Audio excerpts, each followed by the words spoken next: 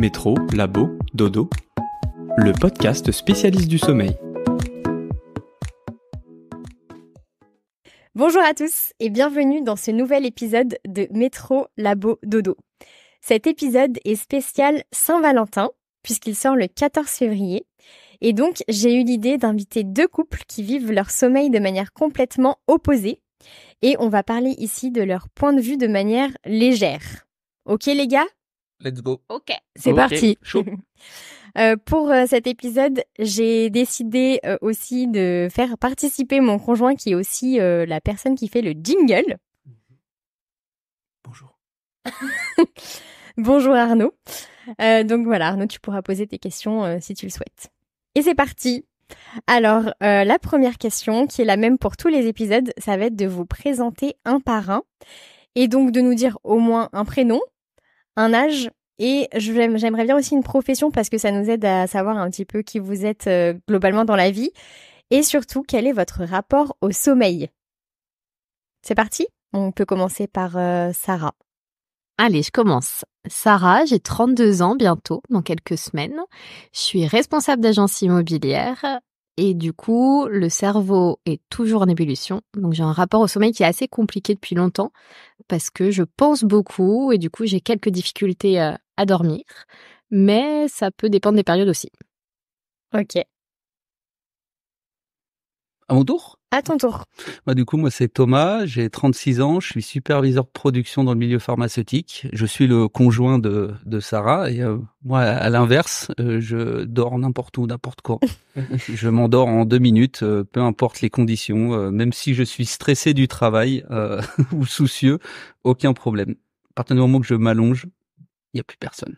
Ok, donc deux personnes vraiment opposées. Le Oui. garçon le plus agaçant du monde. Parfait. On passe donc au deuxième couple. Bonjour, moi c'est Alexis, je suis ingénieur en industrie pharmaceutique, j'ai eu 30 ans fin d'année dernière, ça y est, et non, moi ça va dans le couple, je dors plutôt bien et je suis plutôt celui qui a envie de parler le soir et se couche un peu trop tard. Et donc toi, en tant que personne individu simple, tu dors plutôt bien. Ouais, et j'aime bien la sieste aussi le midi ou pendant le week-end, ça c'est quand même important, je peux m'endormir très rapidement. Ok. Et du coup, la dernière, donc bonjour, moi c'est Camille, j'ai 29 ans, donc la plus jeune. Je travaille en marketing, je suis chef de marque senior dans le milieu pharmaceutique. Et dans le sommeil, un de mes surnoms, c'est quand même la marmotte. Donc c'est vrai que moi, j'aime bien dormir. Je dors facilement, je peux dormir un peu partout comme Thomas. Et pendant notre tour du monde, on l'a mis à rude épreuve et j'ai su dormir un peu partout. Parfait, ok. Donc si je récapitule par rapport à tous les quatre, il y a globalement que Sarah qui a des soucis de sommeil. J'ai bien l'impression. Mais pour les trois, du coup, au cumulé, je pense que oui, c'est pour tout le monde. Je pense que les trois cumulés dorment beaucoup mieux que moi et je pense que Ok.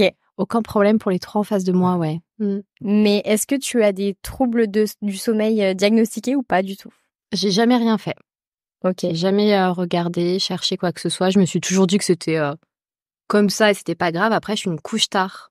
Je déteste perdre du temps. J'ai besoin d'optimiser. Donc du coup, pour moi, me coucher tôt, c'est perdre du temps. J'ai l'impression de louper des moments que je ne regagnerai plus jamais. Donc le rapport au temps est très important pour moi. Donc du coup, je pense que ça joue sur le sommeil. Mais t'es pas fatiguée le soir ? Jamais.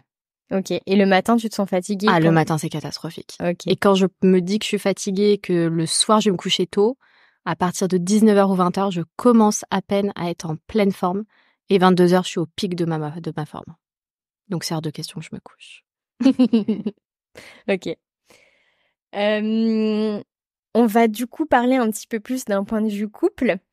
Et ma prochaine question, ça va être quels sont vos rituels du soir en couple ?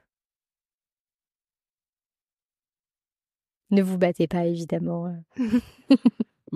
Nous, en soi, nos rituels, ils ont évolué du fait que je ronfle.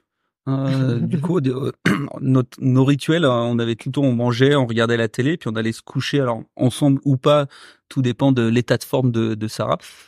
Moi, en général, j'ai le déclic vers 22h30 et le signe, c'est je m'endors dans le canapé. Donc ça veut dire Thomas, faut que t'ailles te coucher. Et bien souvent, Sarah, vu qu'elle elle est dans son moment de d'énergie totale, je file me coucher tout seul. Donc ça, c'était le rituel avant. Avant quoi? Avant que je commence vraiment à ronfler. Avant que je découvre. Voilà. Que tu découvres. Que je découvre. Voilà. Oui. Au début de notre relation, je ne ronflais pas. Oui, ça c'est vrai. Mais, vraiment? Oui. Ouais, vraiment. Ouais, vraiment. Et là, ça fait 2 mois. Du coup, on fait chambre séparée. Parce que ça fait plus longtemps qu'on s'est rendu compte qu'effectivement, il ronflait. Moi, je pensais que je dormais juste mal, que j'arrivais pas à m'endormir. Et quand t'arrives pas à t'endormir, le moindre bruit est agaçant. Ça peut être juste une respiration, ça peut être une horloge. Enfin, moi, je focalise sur ça et c'est terminé, je peux plus dormir. Et du coup, je pensais que Thomas, respirait un peu fort, etc. Donc, ça m'agaçait. Et du coup, on a fait un test, on a téléchargé une application qui s'appelle iRonfle. Et en fait, non, il ne respire pas. iRonfle. Attends, iRonfle ou il? iRonfle. Ah, il ronfle. D'accord, avec un si vous voulez un peu du franglais, Voilà. c'est iRonfle. Et donc, t'as plusieurs, c'est gradué. T'as léger, moyen, fort. Et avec Thomas, nous sommes dans la catégorie épique. L'ultime Pas tout le catégorie. 40 minutes par nuit, je ronfle. C'est pas grand-chose. 40 minutes par nuit. Ouais. Ok. Et les critères, c'est quoi? C'est à partir de quand D'une intensité, je le déclenche et du coup, ça écoute mes ronflements et suivant l'intensité, ça les catégorise en léger, légendaire ou épique. Ouais, c'est un peu comme un jeu Pokémon où tu viens évoluer au fur et à mesure. Là, voilà. Donc, on est sur la dernière évolution. Le matin, je découvre un peu mon taux de ronflement sur mes heures de sommeil. C'est une application gratuite?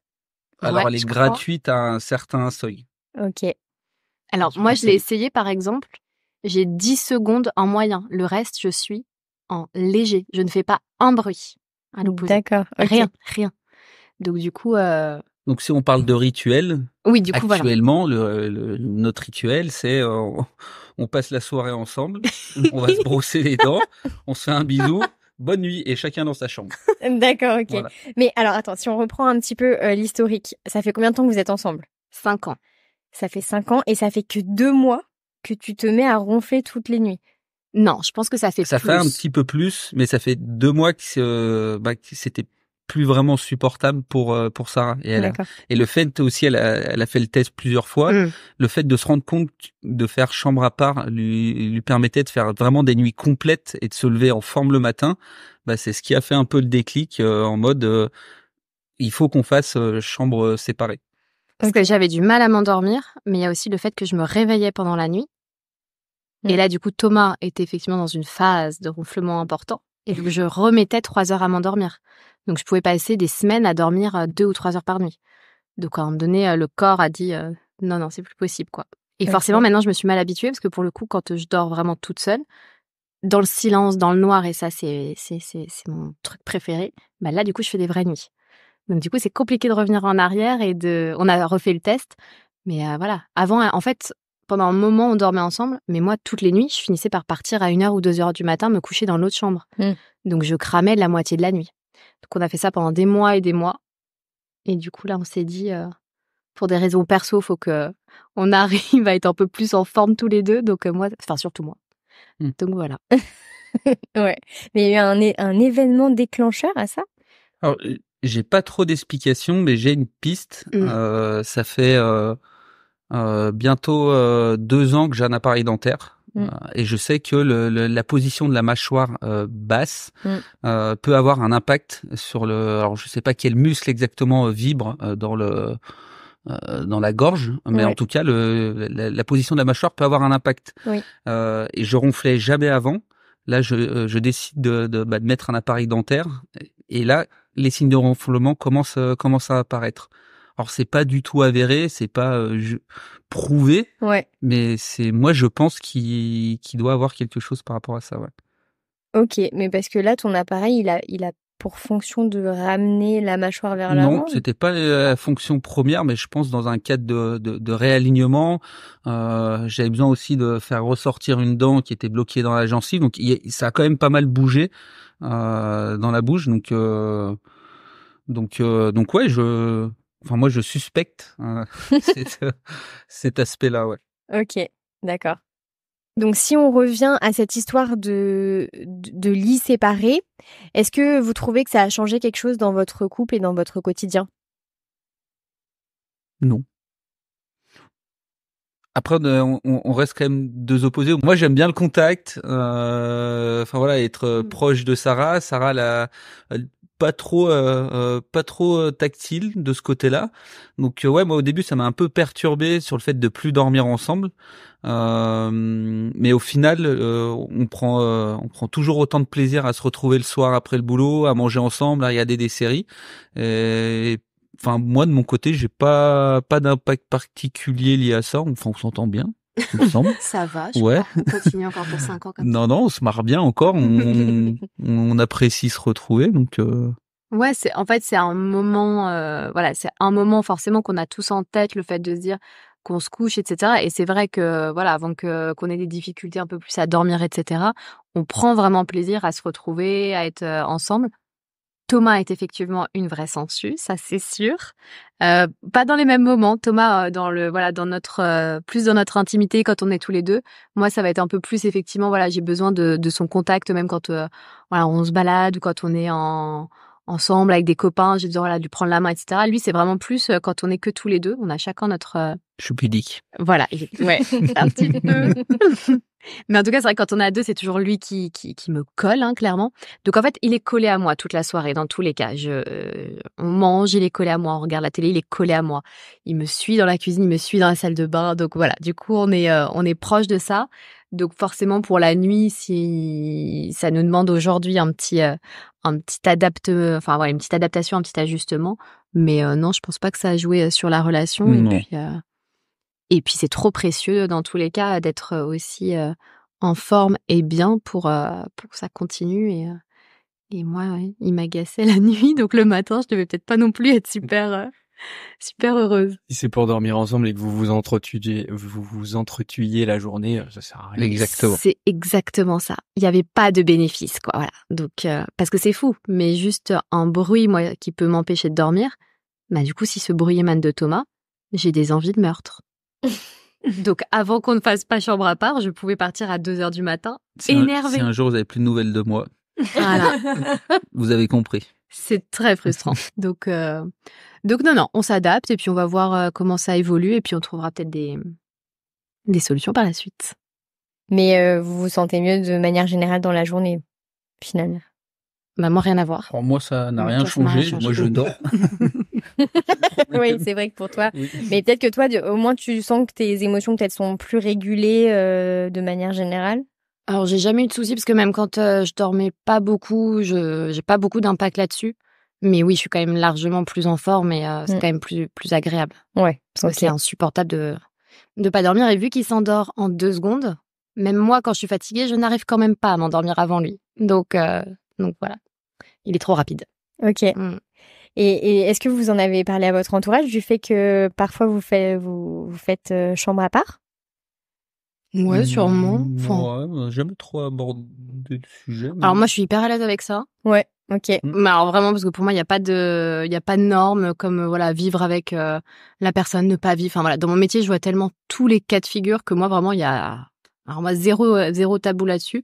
Et je pense qu'au contraire, c'est en étant effectivement bien en forme, etc., que justement tu gardes une vie, une santé, une vie intime à côté, parce que sinon c'est pas gérable. Donc moi, je pense que tout le monde est au courant, mais voilà, mes proches, ma famille, parce que c'est pas un sujet pour moi, quoi. Après, Thomas ne parle pas beaucoup avec sa famille et ses proches de ça, je pense. C'est pas le sujet principal, mais pas de difficulté, quoi. On a plein d'autres choses à se raconter Voilà. avant de... Oui, je me doute. Mais c'est vrai que c'est une question que je me pose parce que moi, je suis un peu comme toi, Sarah. C'est-à-dire que j'ai aucun problème à me dire que un soir, je vais dormir dans une autre chambre. Enfin, moi, tant que mon bien-être passe avant tout et mon sommeil surtout, c'est d'ailleurs pour ça que je fais ce podcast. Et mais par contre, quand je vois l'image que nos familles nous renvoient souvent, c'est surtout les parents, les grands-parents, faire chambre à part pour eux, ça veut dire que le couple ne va pas bien. Enfin voilà. Donc c'est important, je trouve aujourd'hui, de dire que ça veut rien dire finalement. Complètement. Enfin moi moi là-dessus, il y a vraiment à nouveau pas de Pas de sujet. Et puis, en fait, faut aussi y être confronté. C'est-à-dire que quand on en parle à des amis qui, eux, n'ont aucune difficulté, bah, c'est sûr qu'ils nous disent bah ouais, mais enfin, c'est pas grave, tu peux bien faire avec, etc. Non. Passe une nuit à pas dormir, passe-en une deuxième, puis une troisième, et puis après, on en reparle, quoi. Ouais, Donc, voilà. Je pense qu'il faut aussi être dans la situation et savoir un peu comment on peut vivre ça pour après se dire est-ce qu'on peut continuer comme ça? Est-ce que c'est OK tous les soirs de se dire. Enfin, le corps ne tient plus, hein, au bout d'un moment. Moi, j'ai quand même un gros rythme, des grosses journées. Je fais beaucoup de sport. Si je me fais 3 heures par nuit et ça, enfin, ouais, on a connu des époques où c'était ça pendant des semaines. Il y a un moment donné, non, ça c'est plus possible. Ouais, OK. Trop bien. Même s'il est très triste à côté, que je lui brise le cœur tous les soirs. Oui. OK. Et donc, passons au couple complètement opposé, Alexis et Camille. Comment vous vivez votre rituel du coucher? Bah, c'est vrai que nous, du coup, c'est un peu différent. Bah, avant le coucher, nous, c'est vrai qu'on s'attend toujours pour manger, peu importe ce qui se passe, le sport, le travail, quand Camille est en retard, parce que c'est pas trop moi qui rentre tard. Ça, en général, même tout le temps, même on prend la douche, on parle tout le temps, et après, ouais, on se couche ensemble. L'avantage, c'est que Camille dort, comme on disait, hyper facilement. Mes amis disent que je ronfle. Camille dit toujours « Oh non, je pense pas, je crois pas. » Alors que dès qu'on part en week-end, c'est « Oh, Alexis, il a ronflé, oh, Alexis, il a ronflé. » Mais non, ça dérange pas Camille, apparemment. Non. Ou si jamais, parfois, tu vas pouvoir ronfler, en fait, moi, je le réveille. Du coup, j'avoue, c'est peut-être égoïste, mais du coup, je le réveille, il s'excuse et il se rendort, mais il va pas ronfler tout de suite. Donc, ça me permet, moi, de me rendormir. Et du coup, c'est comme ça qu'on fonctionne si jamais je l'entends ronfler un peu, quoi. Ouais, puis moi, je me souviens jamais que tu m'as réveillé, en fait. Ouais. Moi, je suis pas au courant. Pour moi, j'ai fait une nuit d'une traite, et puis voilà, quoi. Ouais. Mais toi, t'as la capacité de te rendormir rapidement. Oui. Ouais. J'ai la capacité de m'endormir rapidement, et je pense qu'aussi on a toujours dormi ensemble et dans même un lit, une place. Enfin, c'est vrai qu'on a toujours été habitués en fait à dormir ensemble, et même dans des trucs pas confort ou autres où on va avoir le choix soit d'avoir des lits séparés, mais on va quand même dormir dans un lit, une place pour être ensemble. C'est vrai que c'est un rituel qu'on a depuis toujours, et même après plusieurs années, on le fait encore, quoi. C'est pas pour rien que je l'appelle ma sangsue au début, parce que dès le début, j'ai jamais pu dormir tranquille sur le bout de mon lit. J'avais toujours une petite sangsue qui devait venir se coller à moi. Et pour les petites anecdotes, quand on a voyagé, on a pris des trains de nuit où bah du coup on achète chacun notre billet de train, train couchette, et puis mais non, il y a pas Camille toute seule dans son lit et Alexis tout seul dans son lit. Non, je suis obligé d'avoir Camille qui vient me rejoindre, parce que il faut qu'on dorme ensemble. Ouais. Alors là, j'avais peur aussi, hein. On était dans un train de nuit en plein milieu de l'Asie. J'étais pas vraiment sûre. Il s'arrêtait à plein d'arrêts. J'avais un peu peur qu'il y ait un mec bizarre qui arrive. Du coup, j'avoue, on a dormi dans une seule couchette à deux et c'était vraiment pas confortable. Mais ça, c'est fou. Franchement, j'admire. En vrai, je fais juste une aparté dans l'épisode, c'est que je vous connais très bien tous les quatre.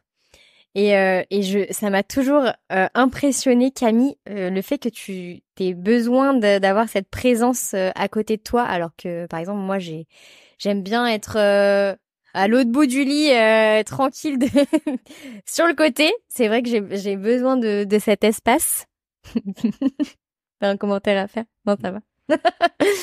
Et ouais, enfin, ça m'a toujours vraiment impressionné, ça. Mais toi aussi, t'étais comme ça de base, Alexis, ou pas du tout? Je dirais moins que Camille. Après, ça m'a jamais dérangé. Je pense que j'ai moins besoin, mais en tout cas, ça m'a jamais dérangé que qu'on dorme tout le temps ensemble. Pour le coup, non. Ok. Parce que toi, Camille, tu dormais parfois avec ta sœur, il me semble. Oui. Ouais, moi, ça a été depuis toujours. Donc, c'est vrai que je suis issue d'une grande famille. On est 4 filles. Et du coup, quand on partait en vacances ou autre, on était toujours devoir partager les chambres, devoir partager les lits, etc. Et c'est même trouvé une fois en camping-car où du coup je dormais dans la petite capucine, donc c'est la casquette d'en haut, où c'est un lit vraiment étroit, où je dormais du coup avec ma plus grande sœur. Et en fait, ça a toujours été ça depuis toute petite. Je me rapprochais de la personne avec qui je dormais, la personne me poussait et je revenais. Donc plus aucune de mes sœurs voulait dormir avec moi parce que c'était relou d'être toujours collée à moi. Donc je pense que moi en fait c'est physiologique, ça a toujours été comme ça. Et c'est vrai qu'on s'endort jamais le soir sans se toucher, quoi. En fait, on peut pas dormir chacun des deux côtés du lit. Le non-verbal ne se voit pas sur le podcast, mais c'est drôle. Vous pouvez peut-être nous dire, comme Thomas et Sarah, depuis combien de temps vous êtes ensemble? Alors nous, ça fait 11 ans qu'on est ensemble. Donc on s'est rencontrés, c'est vrai que le coucher, le sommeil au début, moi j'étais en chambre étudiante dans un lit une place. Alexis était chez ses parents, donc pendant presque un an on a dormi dans un lit une place. Donc dès le début en fait notre sommeil a été mis à rude épreuve. Et c'est vrai que ouais ça fait 11 ans qu'on est ensemble. C'est peut-être ça, on a été habitués à dormir tout le temps Oui, collés. c'est vrai. Bah ouais. Dès les premiers mois ensemble, ouais, on n'avait pas le choix de toute façon. Ouais. Et puis on était le couple d'amis aussi quand on part en week-end ou autre. Le couple un peu qui s'en fiche, on peut dormir par terre, on peut dormir sur un matelas, ceux qui sont flex. Du coup, c'est vrai qu'on a dormi un peu tout et n'importe où, quoi. Au moins, c'est bien, c'est économique, il n'y a pas besoin d'acheter un king size. Vous pouvez rester, avoir une petite chambre et prendre un tout petit lit. Bah c'est ça. Aujourd'hui là, bon, on a un lit double, mais on a un lit de 140. Bon, parfois, je commence à penser avoir un lit plus grand quand même, parce que là, c'est vrai que cette dernière année, on avait 2 lits simples collés, donc ce qui fait un lit de 180. Et de temps en temps, pour le sommeil, c'est pas mal aussi d'être dans un espace plus grand. Parce que oui, c'est vrai qu'on se réveille. Enfin, moi, parfois, tu me réveilles. Oui. Enfin, avec la couette, c'est des choses toutes bêtes, mais C'est vrai que ça, c'est un gros sujet, la couette. Qu'on ouais. a aussi, nous, d'ailleurs. Moi, j'avais dit à Thomas que il y avait plein de solutions à avoir et justement, un peu comme en Norvège, ils font que avec 2 couettes. Chacun a sa couette. Mais oui, c'est Et vrai. C'est incroyable. Et quand on voit les décos des appartements, des maisons en Norvège, ou je crois qu'il y a pas mal de pays dans le Nord qui font ça, on voit vraiment les lits quand ils sont faits. Il y a le lit et les 2 couettes, chacun sa couette. Et ils ont montré les bienfaits de tout ça. Donc, il peut y avoir des solutions aussi comme ça qui sont assez cool. Ouais, c'est vrai, j'avais lu aussi cette solution. Il y avait en fait 2 écoles. D'abord l'école de être proche et du coup le fait que il y ait la chaleur et la sécurité de l'autre, et en même temps le fait d'avoir une autre couette, ça permettait d'avoir sa liberté, de pas être réveillé, etc. Donc ouais, il y a 2 écoles. Je pense que toutes les deux on est dans l'école liberté, mais Team de couettes. le type de couette, ouais, carrément. Juste pour revenir à tous les deux, je sais aussi que quand l'un d'entre vous part en soirée et rentre, il réveille l'autre pour raconter sa soirée. C'est vrai, ça a toujours été aussi. On a fait les mêmes études avec Alexis. Du coup, on était aux mêmes soirées étudiantes. Par contre, moi, comme je l'ai dit, j'ai quand même besoin de dormir. Donc, malgré adorer danser et faire la fête, parfois Alexis rentrait plus tard parce que lui, il était impossible à retirer de la soirée. C'est toujours le dernier coucher. Donc, du coup, c'est vrai qu'il arrivait que je puisse me coucher avant. Et bien sûr, vu comment on dormait ensemble, il me réveillait pour rentrer dans l'appart et il fallait raconter toujours la fin de soirée, et ça est resté, que ce soit moi ou lui, on se réveille toujours mutuellement pour se raconter la journée, avoir une discussion et se rendormir ensuite. Et puis même, toute façon, c'est comme le matin. Le matin, je me lève plus tôt que Camille et il faut absolument que je re-rentre. Enfin, elle me demande à ce que je re-rentre dans la chambre pour lui dire bonne journée alors qu'il est 6h du matin et qu'elle dort encore. Donc moi, je lui dis mais non, mais je te laisse dormir, c'est important. Et non, c'est plus important que je vienne la réveiller pour lui dire au revoir et lui dire que je pars. Ok. Donc c'est vrai que t'as la chance, tu te rendors vite. Oui, c'est vrai, ouais. C'est presque Bah comme ouais, s'il se passait rien, mais mentalement, tu dors pas si tu sais que je vais pas revenir. Et on faisait pareil quand c'était moi qui me levais plus tôt là pendant plusieurs années. Et c'était toi que je réveillais avant et tu te rendormais, quoi. Et ça me dérangeait énormément. Non, Mais d'ailleurs, tu as une montre connectée, non? oui, après T'analyses pas les nuits? Rien du tout. Non, ok. Bon, c'est pas très intéressant. Ok. Autre question. Est-ce que vous avez chacun des rêves ou des cauchemars en lien avec votre couple ou autre. Ou des animaux. C'est-à-dire C'est-à-dire que Camille, ça s'est calmé, mais elle a eu une période, elle voyait souvent des insectes, des animaux, des choses comme ça en plein milieu de la nuit. Le premier, c'était une araignée. Donc j'y ai cru, parce qu'elle a vu une énorme araignée sur le mur en face. Donc on était en pleine nuit, il faisait noir. J'ai quand même eu le doute, je me suis levé, j'ai allumé la lumière, et quand je lui ai demandé où, elle m'a dit là. Et il y avait rien, c'était un mur blanc.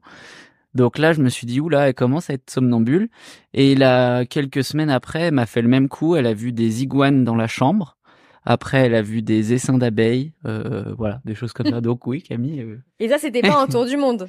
Non, c'était à l'appart. À Annecy, du coup. À Annecy, voilà. Donc un iguane qui court dans la chambre à 3 heures du matin et elle le voit. C'est ça qui est assez sympa. Donc j'ai juste à lui dire, ah oui, je l'ai vu, il est reparti. Et elle me dit merci beaucoup. Et puis elle se rendort. Comme ça, tu passes pour un héros, c'est parfait. Je suis un héros, ouais. Camille, toi, t'es pas du tout somnambule? En fait, je le suis dans des périodes de stress. Moi, le sommeil va être impacté et du coup, je vais parler la nuit. Donc du coup, par exemple, quand j'étais en études, avant la campagne BDE où on était hyper investis, il m'est arrivé, enfin je m'en souviens pas à chaque fois, mais par exemple, il m'est arrivé en me levant en disant Alexis à 3h du mat, bon c'est maintenant, c'est parti, tout le monde met son t-shirt, on va cuisiner et tout. Il me disait mais tu fais quoi là? Je dis ah non, je me levais etc. et je partais faire ma journée. Bon au final il me recouchait et du coup je me suis rendu compte qu'en période de stress ou des choses avec une charge mentale importante, je parlais la nuit et je pouvais être un peu somnambule puisque pour les seins d'abeilles, je me suis levée carrément et il est venu me chercher. Après tout ça, je m'en souviens pas du tout le lendemain. Mais du coup, il y a même des moments ou des périodes où Alexis voulait écrire sur son téléphone parce que parfois je parlais vraiment et il pouvait échanger avec moi en discussion. Donc tu disais des choses compréhensibles. Oui. Donc c'est pas du somnambulisme. Ok. Ce sera plutôt de la somniloquie.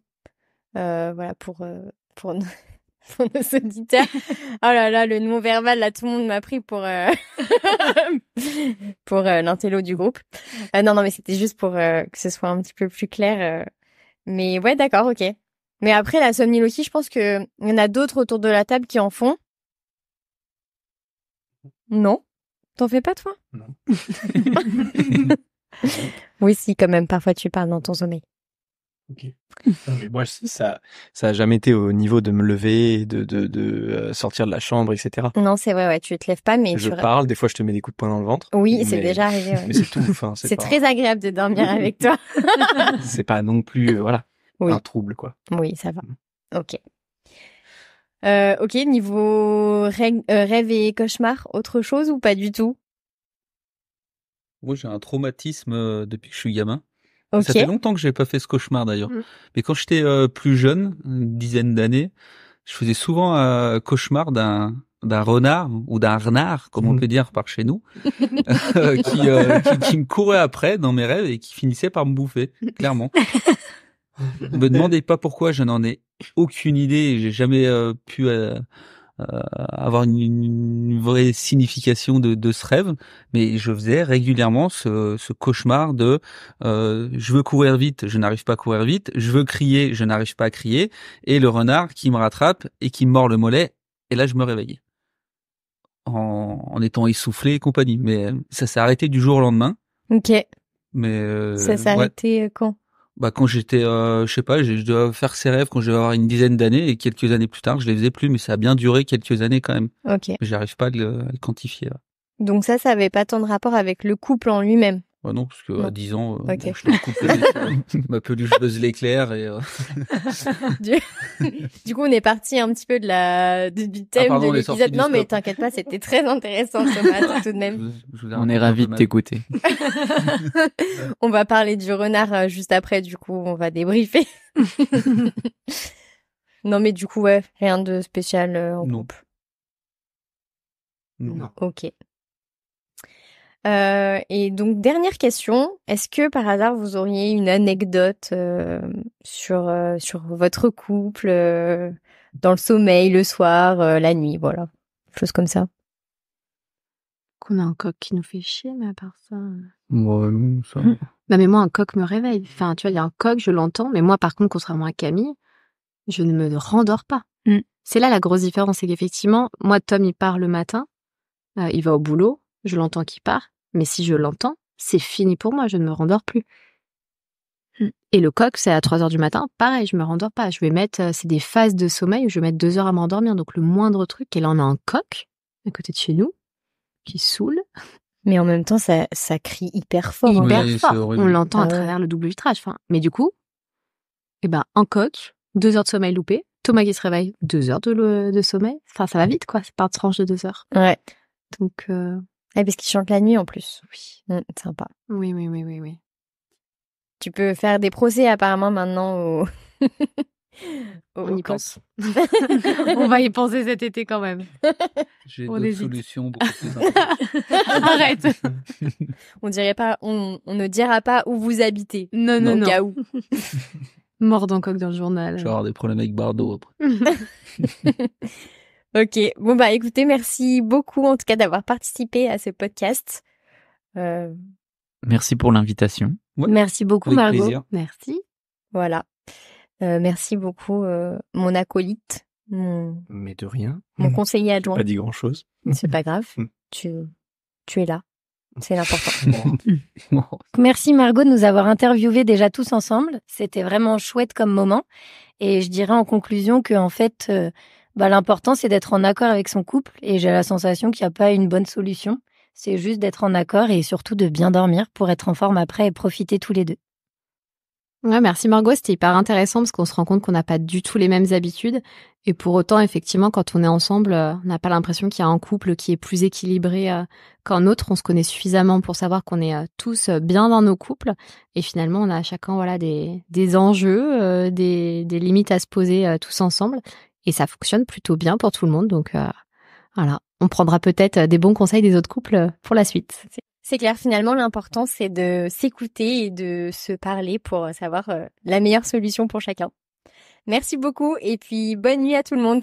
Merci, bonne nuit.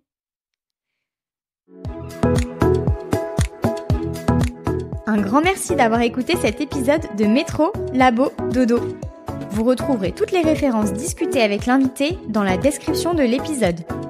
S'il vous a plu, n'hésitez pas à le partager autour de vous et à le faire savoir en laissant un commentaire ou 5 étoiles sur votre plateforme de podcast préférée et en vous abonnant. Si vous souhaitez participer au podcast, contactez-moi sur l'adresse email en description ou en message privé sur Instagram. Je vous souhaite une excellente nuit.